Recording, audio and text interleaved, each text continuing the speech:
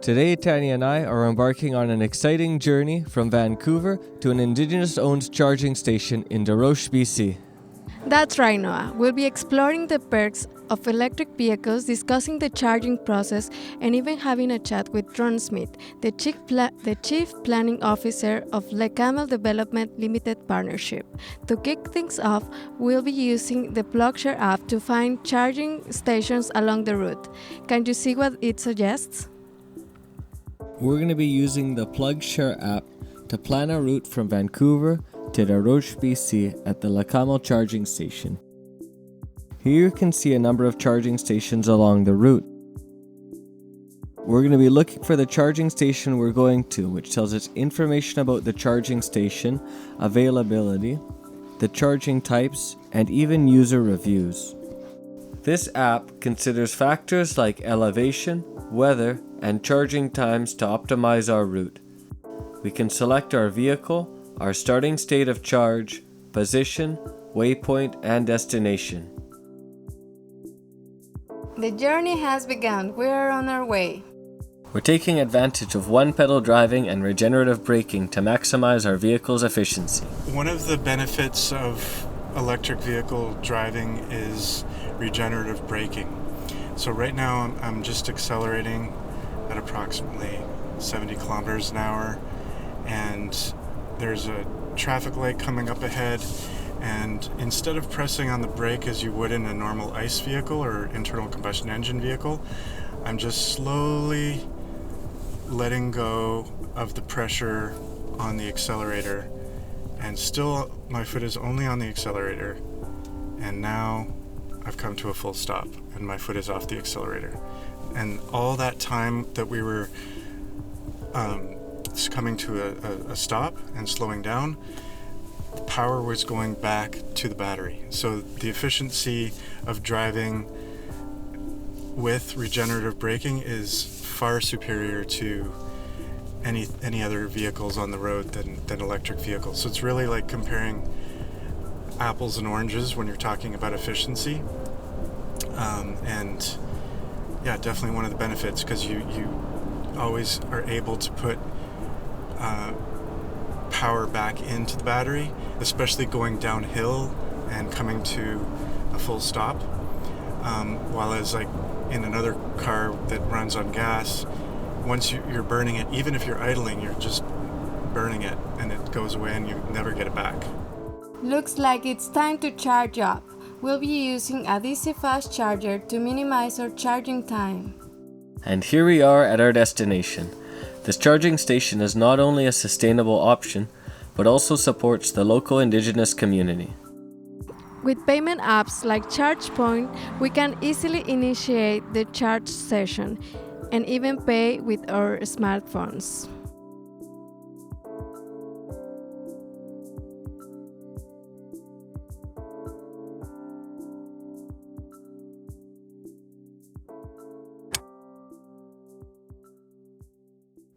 We're here with Ron Smith, the CEO of Leq'á Development Corporation, the company behind this Indigenous charging station. And we're here with Keith Hayes, a joint venture with Troika Technologies. Ron, could you tell us more about this charging station? Yes, I could.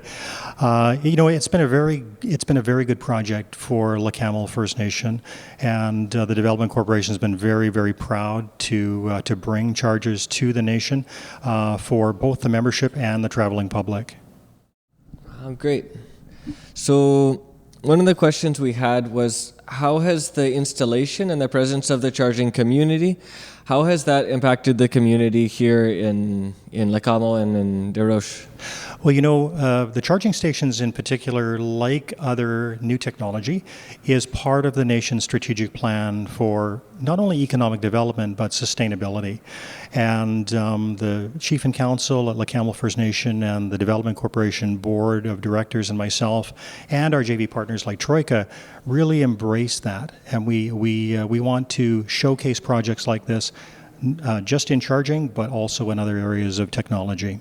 Outside of the pandemic, were there any other significant obstacles that had to be overcome in the process? I think the biggest challenge that we experienced was as a result of the pandemic. supply chain delays, timing of contractors, timing with BC Hydro and coordinating BC Hydro.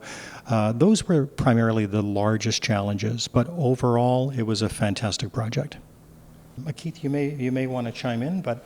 Well, since I ran the project from the management standpoint, we had, like Ron said, pandemic, but we had the floods. We had crews getting affected by the pandemic, coming down with COVID. We had issues with scheduling of crews on site. I think we mentioned that we had about 3 instances where the utility company never showed up.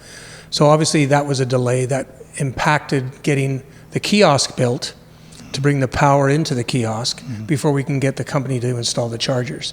So it's kind of like a domino, right? If you don't have the supply chain working properly, things don't go smoothly. In what way is the community being actively involved and engaged in the development and operation of the charging station? The project really dovetails with the strategic plan of the nation, and because of that, we have community support, and not only that, we have support of the traveling public. Very few members have electric vehicles, and it's just a really great way to showcase new opportunities and new ways of transportation. The traveling public loves the stations. They use them on a regular basis, and we've seen usership rise since they were installed. We've experienced tremendous interest in the project from the traveling public and the community members here at Leq'á. And the interesting thing is that it's a subject that's beginning to be talked about by travelers coming through Highway 7, along Highway 7, that don't have electric vehicles.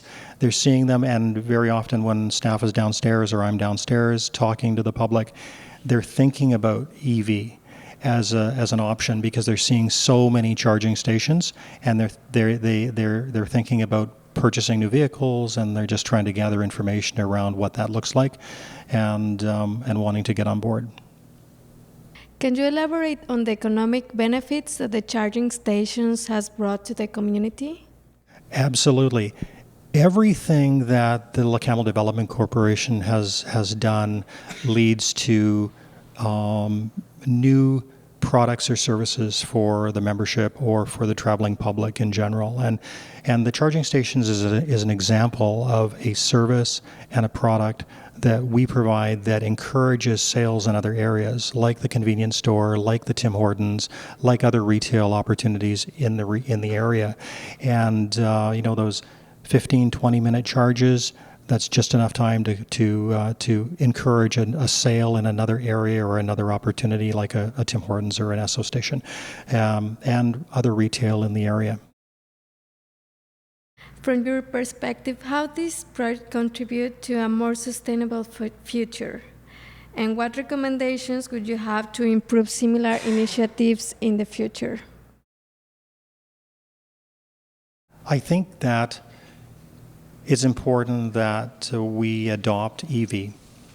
From a sustainability perspective, it's the right thing to do.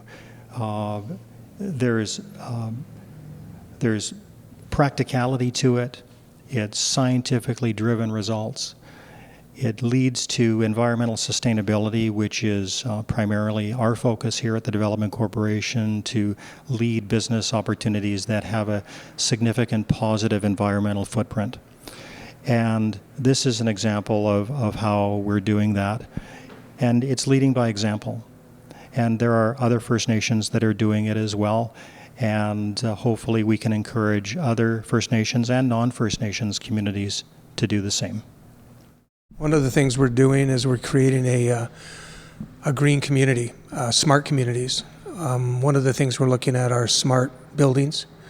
That's a big initiative with cities across the globe. Well, thank you so much, Ron. Thank you, Keith. Thank you very much. You're welcome. I want to thank Fraser Basin Council and the other entities that have supported the project. This project would not have succeeded if it weren't for their assistance. So, thank you. Thank you. It was great talking to Ron and learning about the benefits of electric vehicles and the efforts to promote sustainable charging options. Now let's continue our journey. As we continue on our route, we can't help but appreciate the stunning scenery around us.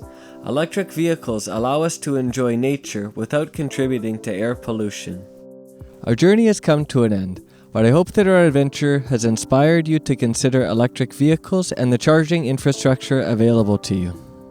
Thanks for joining us today in this incredible journey. Don't forget to like this video, subscribe to our channel, and hit the notification bell to stay updated for next adventures. And if you have any comments, questions, or experiences about electric vehicles that you'd like to share, please leave them in the comment section below. See you next time.